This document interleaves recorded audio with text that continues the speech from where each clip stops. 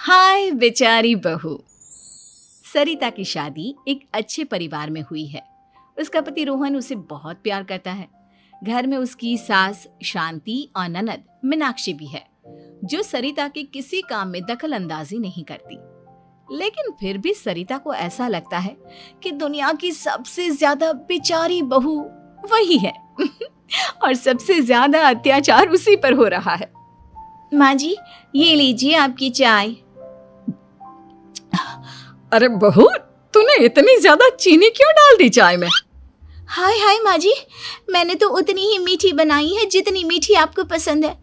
माँ जी, आपको तो मेरे हाथ की चाय अच्छी ही नहीं लगती। जब देखो कुछ न कुछ कमी निकाल ही देती हो। अरे बहू, तू एक बात के पीछे ही पड़ जाती है। मैंने ऐसा कब कहा कि तू रोज चाय खराब बनाती है? सरिता अपने कमरे में चली जाती है और फोन उठाकर अपनी माँ से बात करती है। हेलो माँ, कैसी हो आप? क्या कर रही हो? मैं तो ठीक हूँ, पर तू बता, तेरा मूड कैसा है?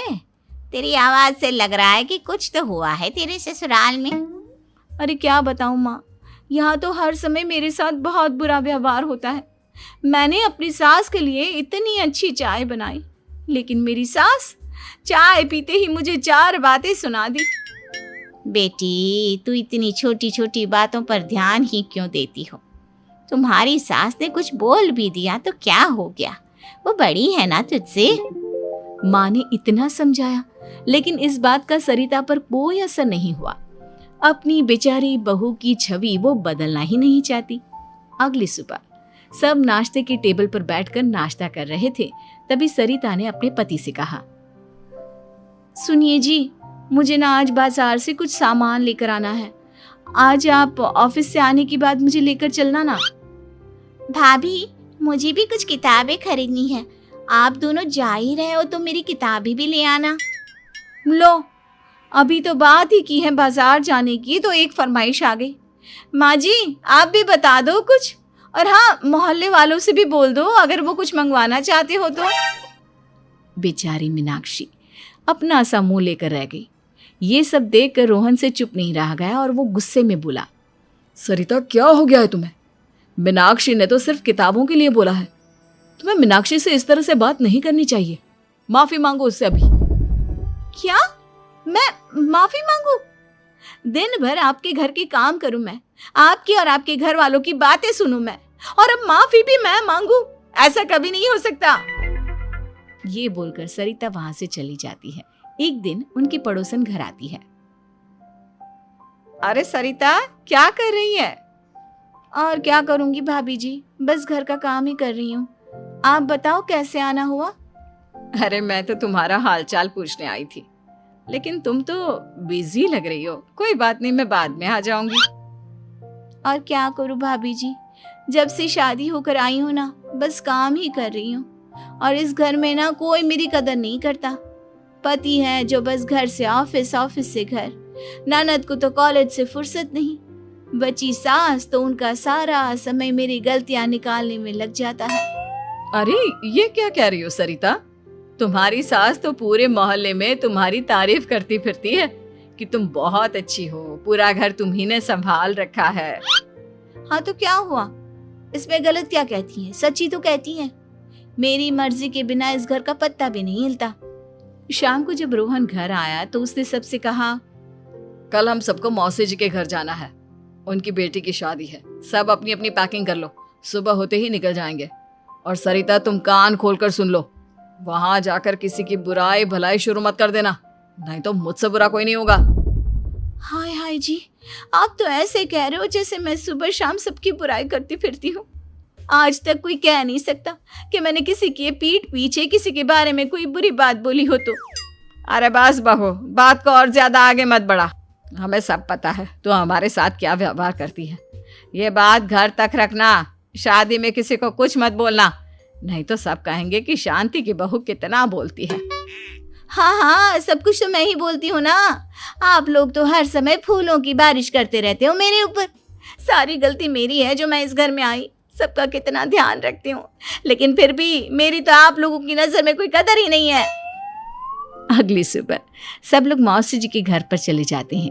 वहां पर शादी का माहौल होता है, सब जगह चहल पहल होती है, बहुत सारे मेहमान आए हैं।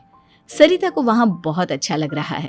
वो अपने मन में सोचती है, यहाँ कितना अच्छा लग रहा है, कितनी रौनक है। मैं यहाँ किसी से ज्यादा बात नहीं करूंगी। अगर मेरे मुंह से कुछ ऐसा वैसा निकल गया तो रोहन जी तो मुझसे गुस्सा हो जाएंगी। सरिता ये सब सोच ही रही थी कि वहां रोहन की कजिन साक्षी आ गई और सरिता से बोली, आप सरिता भाभी हो ना? जितना आपके बारे में सुना था आप तो उससे भी ज्यादा सुंदर हो। हाँ वो तो है, मेरी सुंदरता की तारीफ सब करते हैं। मेरे मायके में तो सब यही बोलते हैं कि रोहन जी की किस्मत बहुत अच्छी है जिन्हें मैं मिली। लेकिन आप कौन है? मैंने आपको पहचाना नहीं। मैं रोहन भैया की कजिन हूँ। आपकी शादी पर नहीं आ पाई थी ना, इसलिए आप मुझसे मिली नहीं कभी। शांति मौसी और मीनाक्षी आपकी बहुत तारीफ करते हैं। क्या कहा तुमने? मेरी तारीफ? कभी नहीं। मेरे ससुराल वाले कभी मेरी तारीफ कर ही नहीं सकते। मैं इतनी अच्छी हूँ, मेहनती हूँ, लेकिन उन्हें तो मेरी कदर ही नहीं। सारा दिन घर का काम करती हूँ, फिर भी मेरी सास ना मुझे सुनाती रहती है और पति भी मेरी सास की साइड लेते हैं। ना कभी बाहर ले जाते हैं ना कहीं घुमाने। अगर घुमाने के लिए कभी बोल भी देना तो उनकी बहन बीच में आ जाती है। मैं कैसे रह रही हूँ उस घर में ये मैं ही जानती हूँ। सरिता की ये बातें सुनकर साक्षी को बड़ी हैरानी हुई। अब वो हर किसी के सामने अपनी बढ़ाई और ससुराल वालों की बुराई करने लगी। रोहन और शांति को सरिता पर बहुत गुस्सा आया, लेकिन वो चुप रहे। अगले दिन जब वो अपने घर पर आए, सरिता, तुमने क्यों सबके सामने मेरी इज्जत का तमाशा बनाया? तुमसे बोला था ना कि चुप रहना। अजी ऐसा भी क्या कह दिया मैंने जो इतना भड़क रहे हो? तुम जहां जाती हो अपना रोना शुरू कर देती हो, कभी किसी दूसरे की बात ही नहीं सुनती, बस अपनी कहती रहती हो। तुमने सबके सामने हमारा तमाशा बनाकर रख दिया है। हे भगवान, मुझे अपने पास बुला ले। जिस घर में मेरी कदर ही नहीं उस घर में मेरा क्या काम? अरे क्या करूंगी मैं यहाँ रहकर? जो भी आता है मुझे सुनाकर चला जाता है। मैं तो किसी से कुछ नहीं कहती। सीधी सादी बहू मिल गई है ना सबको, तो जो जी में आए वो करो। सरिता ने अपने आगे किसी को कुछ बोलने ही नहीं दिया और उस दिन भी उसने सबके सामने खुद को बेचारी बना ही दिया। अगले दिन मीनाक्षी कॉलेज के लिए लेट हो रही थी, इसलिए वो हर काम जल्दी जल्दी कर रही थी। अपना नाश्ता लेने किचन में गई और पतीले में रखे गरम दूध को गिलास में डालने लगी। दूध का पतीला उसके हाथ से छूट गया और गरम गरम दूध उसके हाथ पर गिर गया।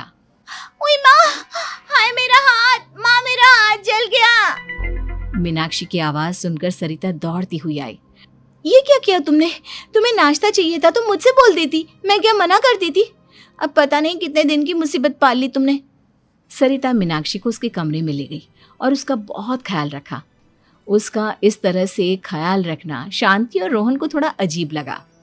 माँ, सरिता के दिमाग का भी कुछ पता नहीं। कल शादी में सबको इतना कुछ बोल कर आई है हमारे बारे में, और अब मीनाक्षी की कितनी अच्छी देखभाल कर रही है। ये ऐसा क्यों करती है? बेटा, तेरी बीवी की ना आदत हो गई है सबके सामने खुद को बेचारी दिखाने की, और आदत इतनी जल्दी नहीं बदलती। जब ये बोलना शुरू करती है तो रुकने का नाम ही नहीं लेती, इसलिए इसे पता ही नहीं चलता कि ये किसके सामने क्या बोली जा रही है। लेकिन दिल की बहुत अच्छी है। हमें भी अपना दिल बड़ा करके ये जैसी है इसे स्वीकार करना चाहिए।